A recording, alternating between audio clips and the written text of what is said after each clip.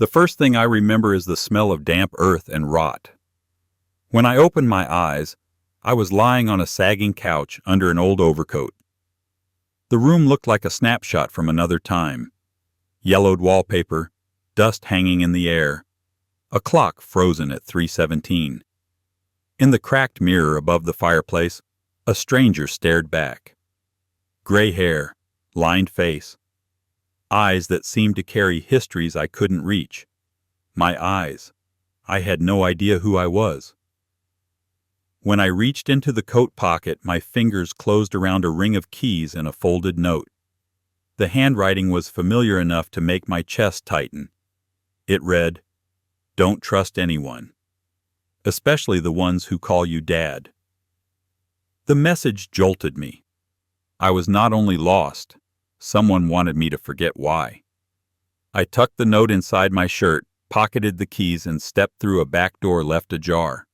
Cold air slapped my face as wet leaves clung to my boots.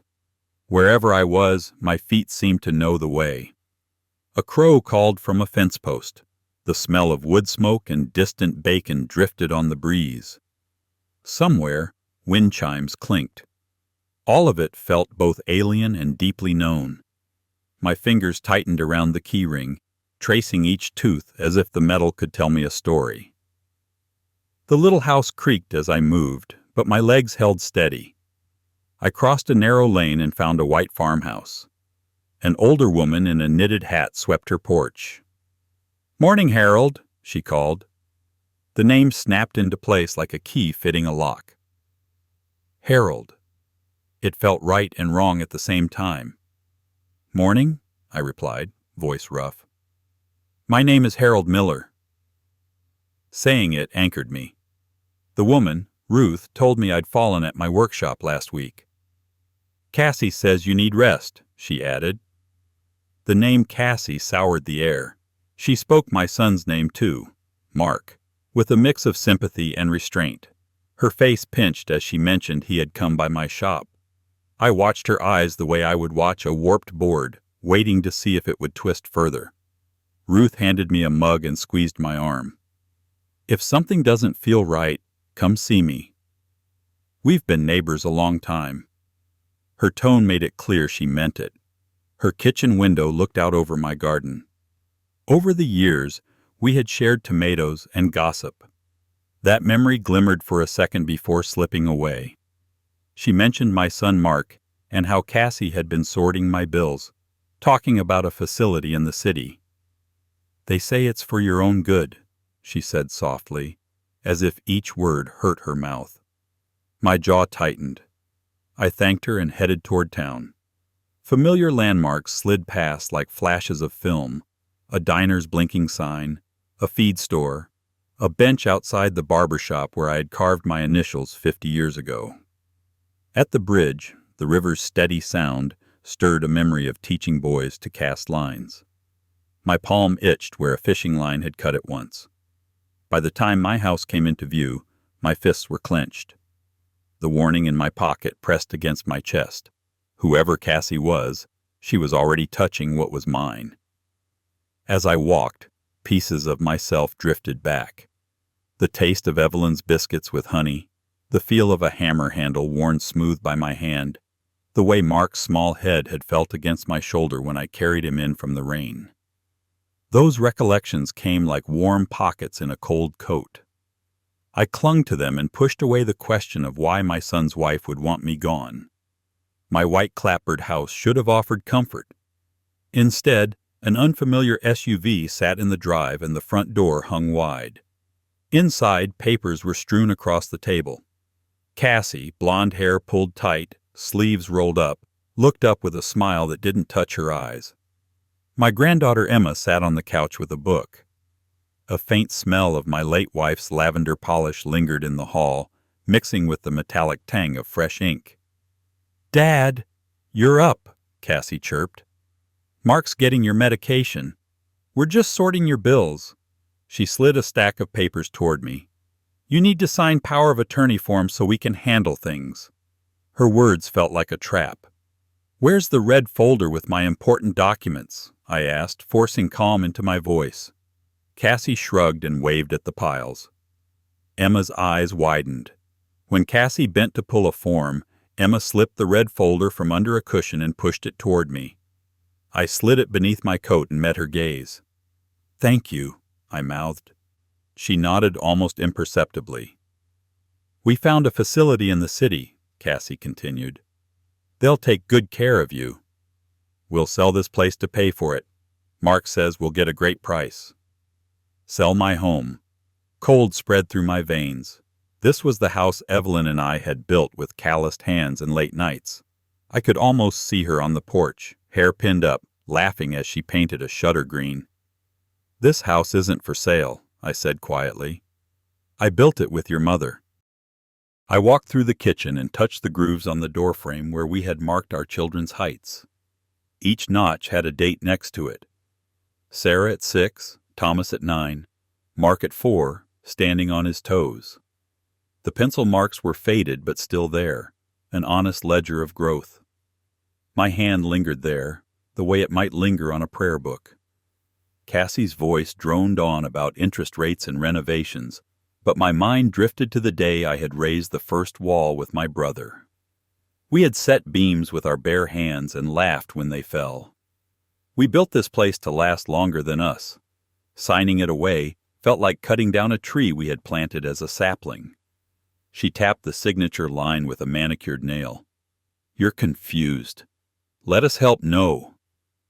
The single word fell heavy. Cassie's smile cracked, anger flashed. Mark came in then, carrying a pharmacy bag. He saw me standing and frowned. "Dad, you're supposed to be resting." "Resting doesn't mean giving away my life," I said. "Why is she talking about selling my house?" "We're just protecting you," Mark said, sounding almost bored. He wouldn't meet my eyes. "Don't you trust us?" The note's warning burned in my pocket. "Not today," I said. "I'm taking my folder." "We'll talk when I've read everything I thought about the time I had taught Mark to sand a board in long even strokes." He had been patient then. That boy seemed far away now. Cassie's jaw tightened. Mark's face hardened. I turned and left, Emma whispering sorry as I passed. The weight of the red folder under my coat felt like a lifeline. I didn't know what I'd find in it, but it would be the next piece of myself. As I walked back across the field, the weight of the folder warmed my side. Each footstep stirred up the scent of cut hay. I thought about all the times I had helped Mark, paying for his business license, co-signing his first truck, covering the hospital bills when Emma was born. I had done those things gladly, believing that giving meant loving. I realized now that giving without boundaries had blurred the line between generosity and enablement. The warning note in my pocket fluttered like a heartbeat. I resolved not to mistake guilt for love again.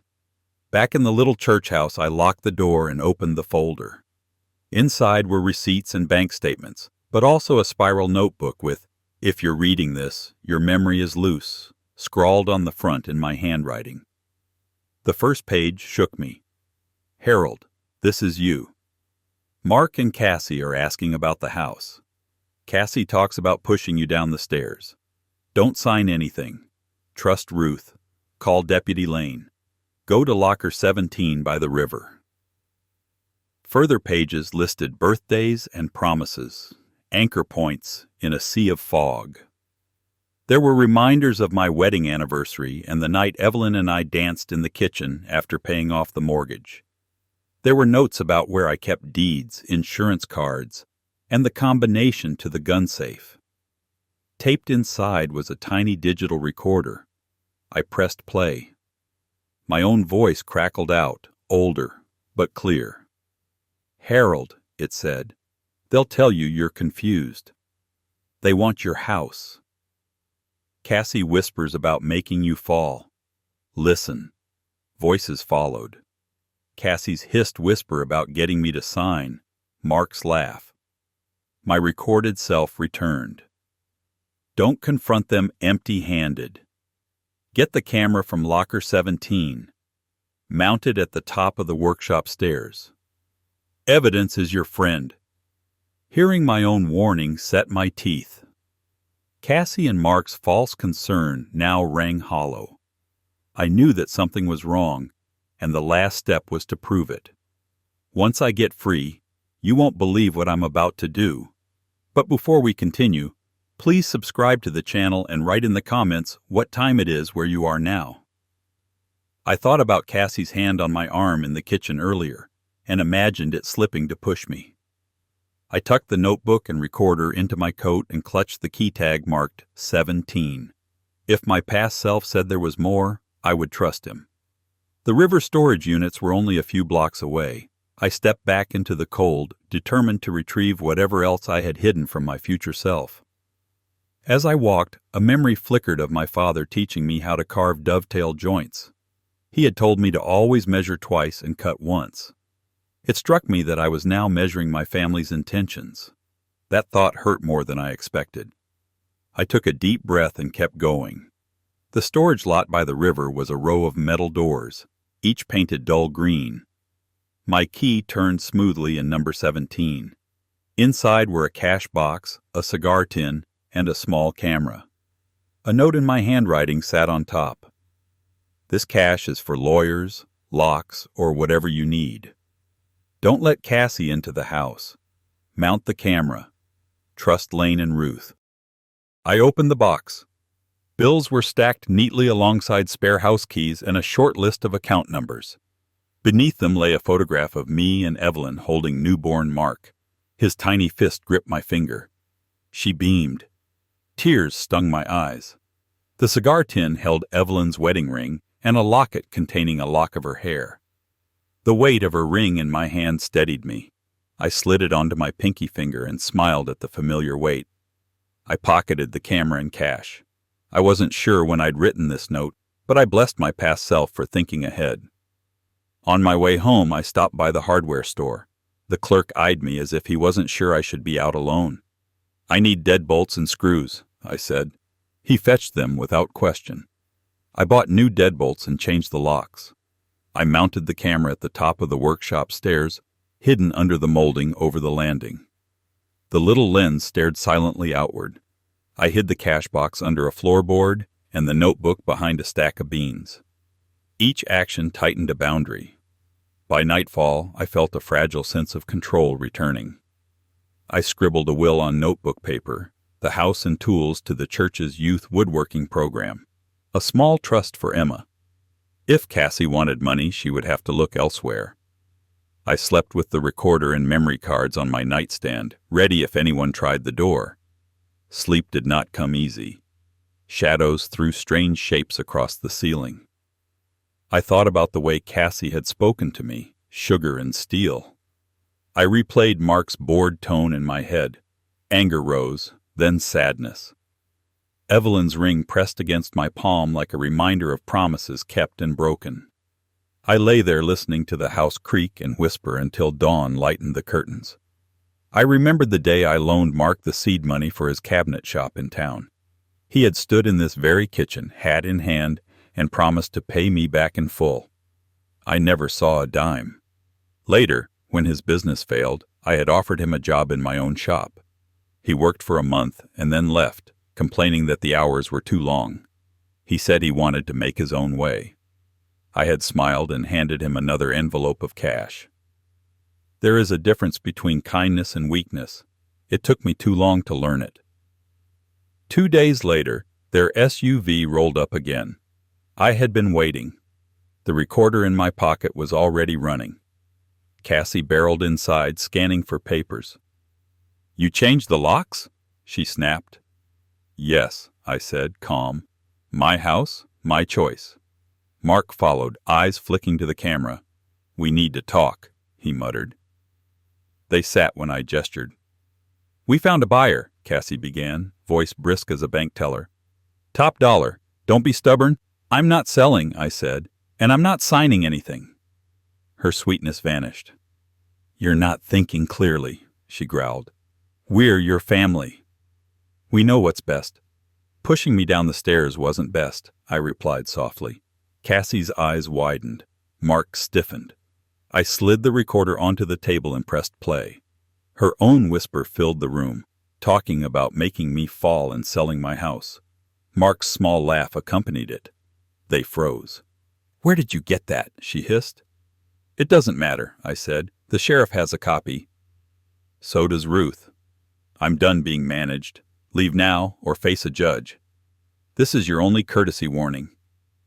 I looked at Mark and for a second saw the boy who used to hand me nails while standing on tiptoe. His shoulders sagged. "Dad, we were just trying to steal," I finished. "Get out." The door closed behind them with a hard thud. My hand shook, but my voice had been steady. The fight was no longer hidden. Now it would be on my terms. They hovered on the porch for a moment. Cassie's voice drifted back through the door. "This is my house soon. He can't stop us." Her words sliced at my resolve, but I let them hang in the air and dissipate. I watched through the peephole as Mark hesitated, looked back, then followed her to the car. He didn't look up at my window. After they left, I sank into a chair, heart pounding. I poured a cup of coffee and stared at the grain of my kitchen table. There were knife marks from when Sarah had chopped apples as a child, paint splatters from school projects, ring stains from Mark's teenage beer. Those marks were my life. I traced them with a finger and whispered a prayer for strength. Rumors rolled through town after that. At the diner, people whispered about Cassie trying to ship me off. Dr. Latham called to say Cassie had asked him to sign incompetence papers. He refused. Pastor Lou told me half the church had heard Cassie's plan. "We've got your back," he said simply. Mrs. Bennett from the post office slipped an extra bag of flour into my groceries. "For your biscuits," she winked. At home, I decided the footage from the camera. Suddenly, I saw a second memory card inside. I rushed to check its recording. It was from around a week ago. It caught Mark trailing me down the workshop stairs, then pressing his palm into my back.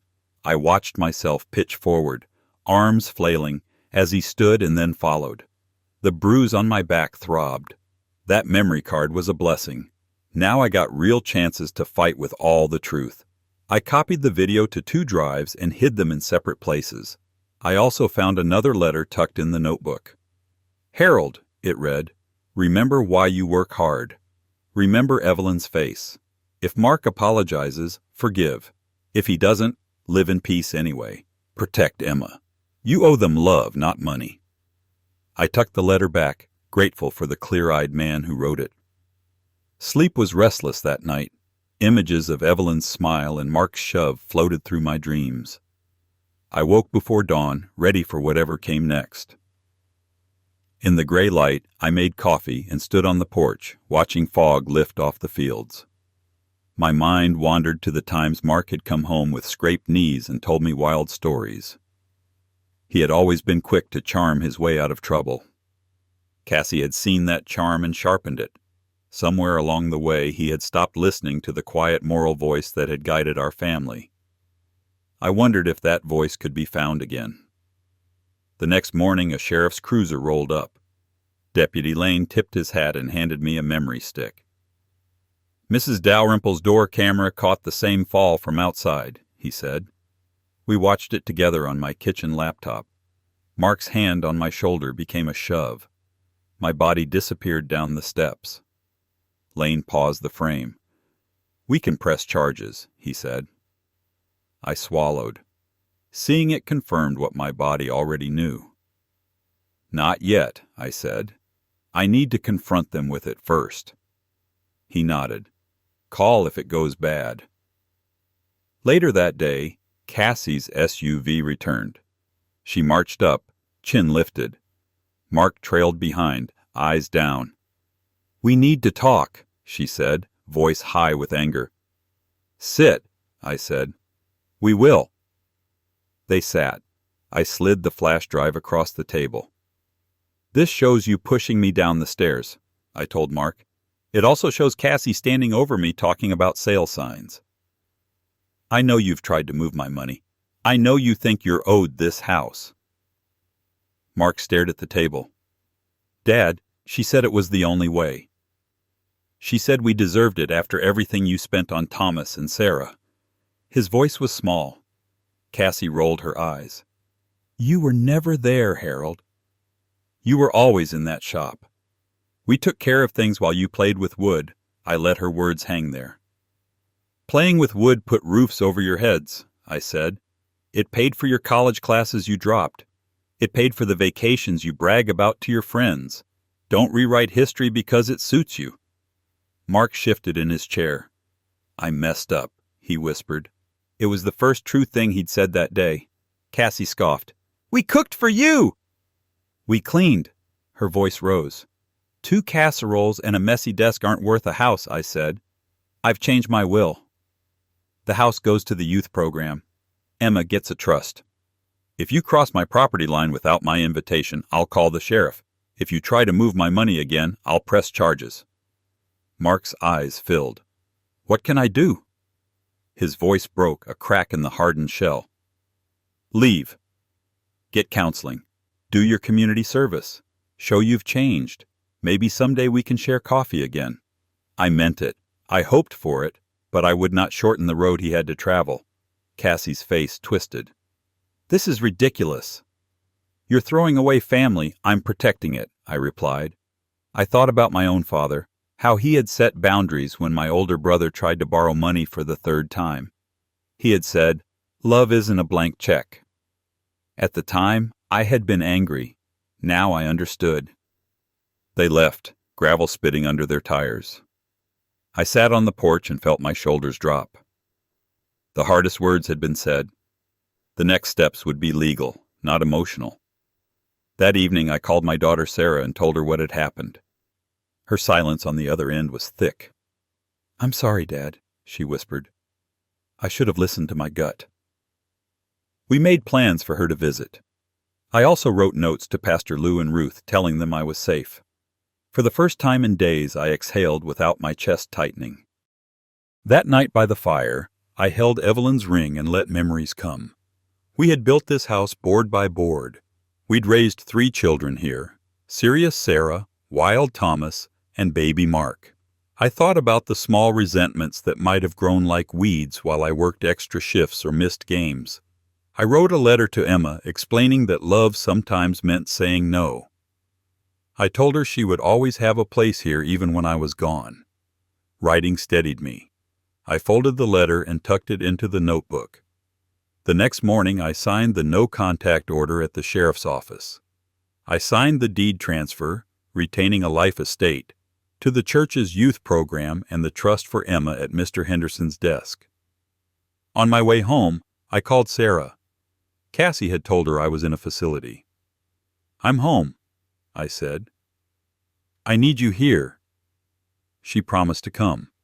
Mrs. Bennett met me on Main Street and thrust a casserole into my hands. Eat, she said. We're with you. Later, Sarah arrived with her boys. Emma hugged me tight. Mom says I can come on Saturdays now, she whispered. We spent the afternoon planing boards and hammering nails. Laughter filled the workshop for the first time in weeks. For a few hours, I allowed myself to breathe without looking over my shoulder. The boys asked me about every tool. Emma watched as I traced the grain of a board with my palm, explaining how wood tells you which way it wants to be cut. Their eyes widened. Those small lessons felt like planting seeds. That night after the kids went home, I sat on the porch with Sarah. She shook her head. I didn't see any of this, she said. They made it sound like you were slipping. I was, I admitted. I forgot names. I lost keys, but I didn't forget my morals. That's what they counted on. She squeezed my hand, and we sat in the twilight listening to crickets. We talked long into the night. She told me about her own marriage, about how boundaries had saved it. I told her about the time I had taken her to the county fair as a little girl, and she'd won a blue ribbon for her apple pie. We laughed at the memory of Thomas falling into a barrel of corn at age 2. Those shared stories became a bridge back to each other. For a while we were just father and daughter again, not a man recovering from betrayal and a woman caught in the middle. The sheriff served the no-contact order the next day. Ruth told me Mark's face drained of color when he read it. Cassie cursed me in the middle of Main Street and stomped away. That afternoon Mark stopped at the property line. He didn't cross. Cassie's leaving, he called. "She says I'm useless without your money. She's taking Emma." My anger eased a fraction. "I'm sorry she's leaving," I said. "You made choices. Now you face consequences. Emma always has a place here. You do too, after you've done the work." Mark cried openly. "I'm sorry," he said. "I shouldn't have pushed you." I shouldn't have listened to her. "I know," I answered. "Words won't fix it. Actions might." He nodded. A week later he stood before a judge and pled guilty to elder abuse and assault. He was sentenced to probation, counseling, and community service. Cassie did not appear. After the hearing, he approached me outside. "I don't expect forgiveness," he said. "I'll work on it," I replied. He respected the buffer zone. We stood there, two men linked by blood and mistakes, and then went our separate ways.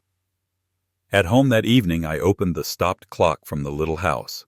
Inside was a folded ledger of every loan I'd ever given Mark: the truck, the business, the baby crib. At the bottom, I'd written in my own hand, "You owe him nothing but love." A sad laugh escaped me.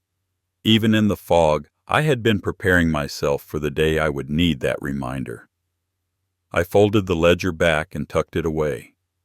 Later, I pulled out an old box of letters Evelyn and I had exchanged during our first year of marriage. Her writing sang off the pages.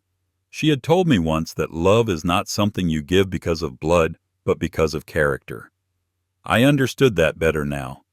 The ledger made me think back over decades. I saw myself handing Mark an envelope at his high school graduation, telling him not to waste it. I saw myself driving him to job interviews, vouching for his character. Each loan had been given with hope. Each one had been met with silence or excuses. It hurt, but writing down each loan had also freed me. It was evidence, not bitterness. I realized I could forgive the debt without excusing the harm. Slowly, a new rhythm took hold. I woke early, brewed coffee, and swept the shop floor. Kids from the church arrived in the afternoons, eager to build birdhouses and stools. Their laughter replaced the whispers that had haunted the place.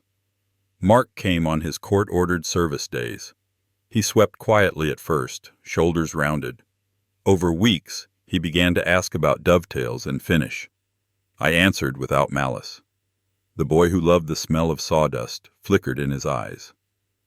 We talked about small things: the weather, the price of lumber, a neighbor's stubborn cow. We avoided the shove. Slowly, something like respect returned to our conversations. He told me he was attending counseling. I told him about the book I'd found with his childhood drawings. We didn't solve everything. We simply worked side by side. One afternoon, Emma asked, "Grandpa, Mom wants to leave. Dad wants to stay. I don't know who to trust." I wiped sawdust from my hands. "Trust actions, not promises," I said. "If your mom takes you somewhere safe and shows you love, believe it. If your dad keeps showing up and doing the work, believe that. And remember, there's always a place here for you."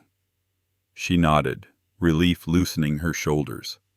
Rumors about Cassie faded. Some said she left with a realtor. Others said she was in Texas. I didn't chase her. She had turned into a shadow on the horizon. At night, when the shop was still and the house creaked, I would sit on the porch and sip tea. The note that once felt like a threat now sat folded in a drawer. I still read it occasionally to remind myself that love needs boundaries. On quiet mornings, I walked through the house and touched the walls we had nailed, the stairs we had sanded. Each groove in the banister held a story. I told those stories to the kids who visited. They listened with big eyes, not because my life was grand, but because it was grounded. That grounding helped me heal. Sometimes, when the kids had gone and the shop was quiet, Mark lingered. He would thumb through a stack of old photographs and ask about the people in them. "That's Uncle Thomas with the trophy fish," I'd say. "That's your grandma on our honeymoon." He would listen, really listen, and for those few minutes we were two men bound by memory rather than conflict. When he left, the silence felt less heavy. Winter arrived with silver frost along the fence line. The woodworking program thrived. Kids who had never held tools learned to plane boards and use chisels. Evelyn's photograph watched over them from the wall. One snowy afternoon, Emma arrived with cocoa. "Do you miss when it was just you and Grandma and Dad wasn't mean?" she asked. "I miss plenty," I answered. "I miss Grandma's humming. I miss your Uncle Thomas's laugh. I miss when your dad believed the world was fair. But missing doesn't change what is. It reminds us what we value so we can build it again." She told me her mother wanted to move away. "Your dad wants to stay," I said. "Watch what they do. Forgive when you're ready, and if you ever need a place, my light will be on." She squeezed my hand, then went back to sanding a stool. Snow fell silently outside. For a moment, the world felt clean. That night, I sat by the fire and read my old notebook again. I smiled at past Harold's neat instructions. He had anticipated so much. I marveled at his faith in future Harold. It reminded me that even in confusion, we can be kind to ourselves. I wrote another entry for whoever might need it later. If you read this after forgetting again, know this: you are strong, you are loved, and you are not alone. I slipped it between the pages. The snowstorm that night knocked out our power. I lit candles and sat at the kitchen table, listening to the wind whistle through the eaves. In the flickering light, Evelyn's photograph seemed to glow. I found myself speaking aloud to her, telling her about Cassie's schemes and Mark's tear-streaked face. It felt strange and comforting at the same time. I asked her if she was proud of how I'd handled things. The house groaned softly, as if it were agreeing. Spring came fast. The church hosted a fair to show the kids' projects. Tables were covered with birdhouses painted in bright colors and wobbly stools. Pastor Lou thanked a craftsman who turned a hard season into hope. He nodded at me. I felt my face warm. Mark stood by a table of frames he'd helped assemble. He had shaved and looked younger. He approached me hesitantly. "Dad," he said, extending his hand. I shook it. His palm was calloused again. "Those frames are sturdy," I said. "The kids did most of the work," he replied with a small smile. "Thanks for letting me be part of this." "Thank the judge," I joked. He chuckled. "I still have work to do," he said. "I know." We ate together with Sarah and the boys. The seat Cassie might have filled remained empty. It wasn't perfect, but it was honest. After the fair, a young boy ran up. "Mr. Miller, will you help me build a treehouse?" he asked. I laughed. "Will you do the work?" "Yes," he grinned. "Then I'll be there," I promised. Building something high and open felt like the right way to end a story that began in a cramped, forgotten room. We set a date for early summer. The thought of teaching a group of kids how to brace beams and square corners filled me with a soft excitement I hadn't felt in months. On the walk home that evening, I passed the little house where it all began. The door was boarded up now. I paused and stared at the frozen clock through the dirty window. I tipped my hat. "Thank you," I whispered to the empty room. Without that place, I might still be stumbling in a fog or locked away in some facility. It had been both trap and key. At the fair, I also noticed how the town had rallied. Mrs. Dalrymple had baked pies. Teenagers had set up booths. Even people who had whispered about me weeks earlier now slapped me on the back and told me they admired my courage. I realized that standing up to my own flesh and blood had given other people permission to set their own boundaries. That was a strange gift to receive, but I accepted it. Late summer settled in gold and green. One evening, I sat on my porch sipping coffee as the sun slid behind the sycamores. The house creaked with familiar comfort. The keys I had found that first morning now hung on a hook by the door. The red folder, notebook, and ledger rested together in a drawer. The stopped clock from the little house sat on my mantel, a reminder that time can pause and then restart. Down the lane, Emma pedaled her bike, braids flying. Mark walked behind her, hands in his pockets. When they reached the property line, he paused and waved. I waved back. Emma wheeled into the yard and bounded up the steps. "Grandpa, are we still building the treehouse tomorrow?" she panted.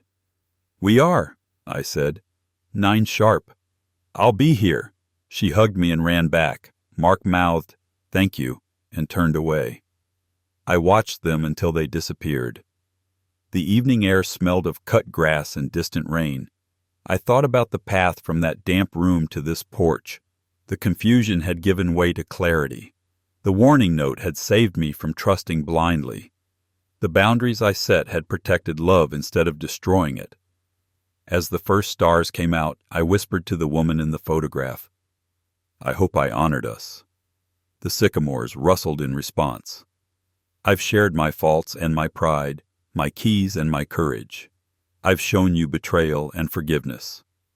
Now, as I step into a new chapter with hammers and treehouse plans, I leave you with a question.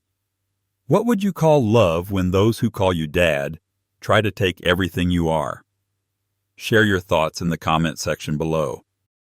My grandpa's words really happened. I believe him.